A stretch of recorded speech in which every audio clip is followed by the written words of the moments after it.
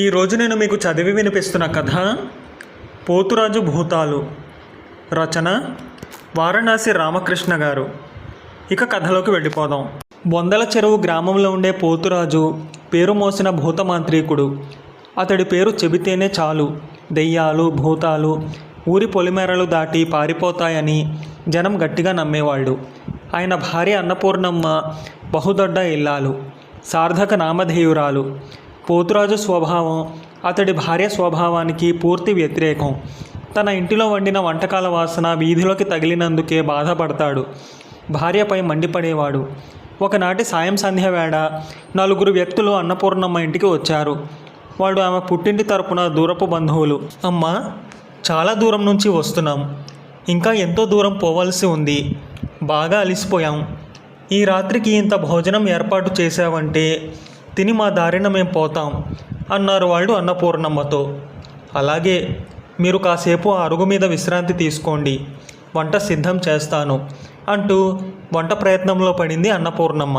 ఆమె భర్త పోతురాజు 4 కోసుల దూరంలో ఉన్న ఏదో ఊరిలో ఎవరికో భూతం పట్టిందని కబురు అందగా దాని అంతు చూడడానికి వెళ్ళాడు.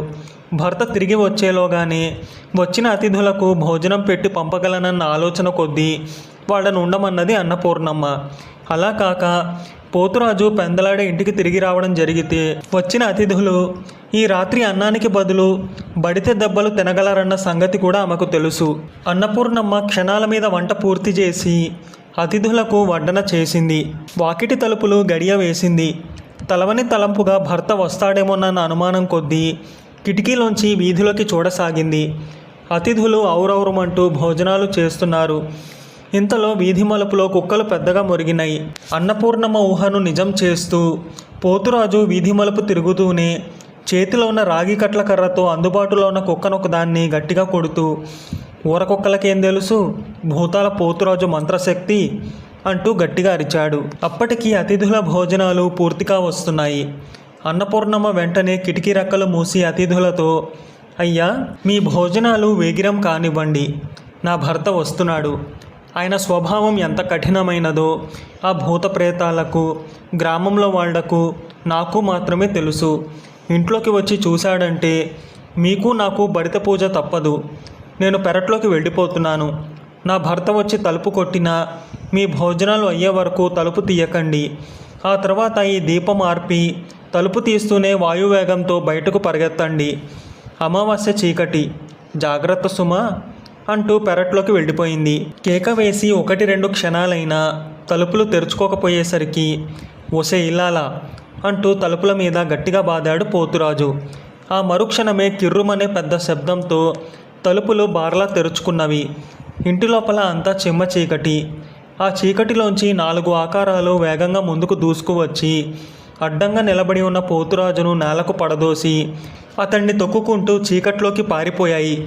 చచ్చాండ్రా బాబో అంటూ పోతురాజు పెద్దగా కేకవేసి, ఏమిటివి, మనుషులా భూతాలా అంటూ లేవబోయి బాధతో చెతికిలబడి కాలు విరిగినట్ట, చెయ్యి బెణికినట్ట అనుకుంటూ, ఏమే ఇల్లాలా, నువ్వెక్కడ అఘోరిస్తున్నట్టు అంటూ మరింత పెద్దగా కేకపెట్టాడు.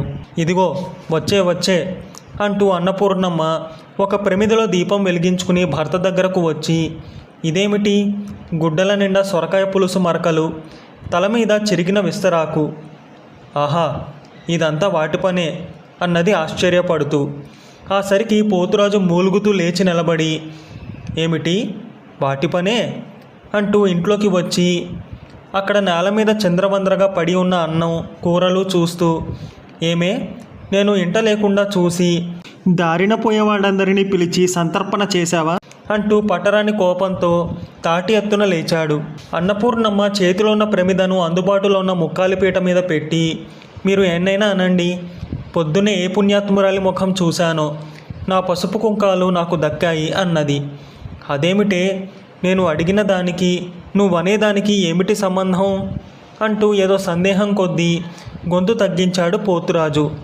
అన్నపూర్ణమ్మ లేని కన్నీళ్లను పమిట చెంగుతో తుడుచుకుంటూ, ఇప్పుడు బాధపడి లాభమేమిటి లేండి, మరీ భూత వైద్యం నేర్చుకోకుండా ఏ వ్యవసాయంలోనో వ్యాపార వృత్తిలోనో కుదురుకుంటే బాగుండేది అంటూ ఏదో చెప్పబోతుండగా పోతురాజు ఆమెను అడ్డుకుని కోపంగా, ఏమిటి పొంతనలేని మాటలు, నిన్నేదైనా భూతం పట్టిందా అంటూ భార్యకేసి అనుమానంగా చూశాడు.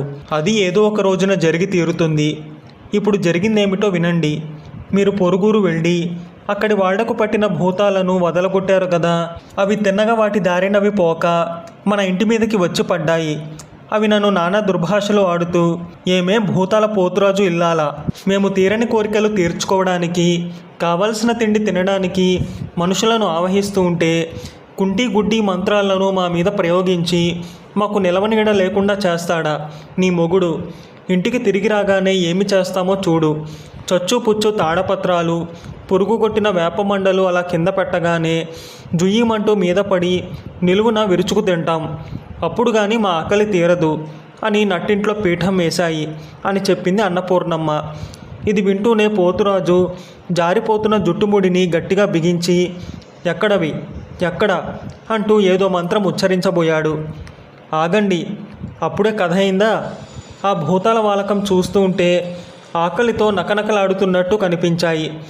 దానితో నాకు అవి అన్నంత పని చేయగలవని నమ్మకం కలిగి గుండిగడు అన్నం, ఒక తట్ట నిండు కూరలు వండి వాటి ముందు కుంభం పోశాను. అవి తృప్తిగా తింటుండగా మమ్మల్ని ఇక కరుణించి వదిలిపెట్టమని ప్రార్థించాను.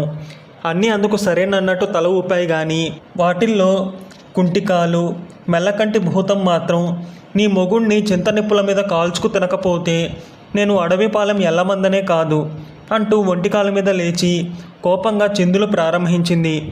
అంతలో మీరు రావడం, అవి నా మీద జాలి కొద్దో మీరంటే భయం వల్ల బయటికి పారిపోవడం జరిగింది అన్నది అన్నపూర్ణమ్మ. అలాగా అంటూ భూతాల పోతురాజు నిలువెల్లా వణికిపోతూ, ఆ భూతాల్లో ఎల్లమంద కూడా ఉన్నాడన్నమాట, ఎంత గండం తప్పింది అని ఏవో మంత్రాలు వల్లిస్తూ పూజ గదిలోకి పోయి తలుపులు బిగించుకున్నాడు. భర్త గదిలోకి పోగానే అన్నపూర్ణమ్మ ఒకసారి తృప్తిగా నిట్టూర్చి అంతకుముందు తను తిట్టిన భూతాలకు క్షమాపణలు చెప్పుకున్నది. కథ సమాప్తం. మీకు కనుక ఈ కథ నచ్చితే లైక్ చేయండి, మీకు తెలిసిన వారికి షేర్ చేయండి, మీ విలువైన అభిప్రాయాన్ని తప్పకుండా కామెంట్ చేయండి. నా ఛానల్ని సబ్స్క్రైబ్ చేసుకోండి, పక్కనున్న బెల్ బటన్ని యాక్టివేట్ చేసుకోండి. నేను పెట్టే కొత్త వీడియోస్ మీకు నోటిఫికేషన్ రూపంలో వస్తాయి.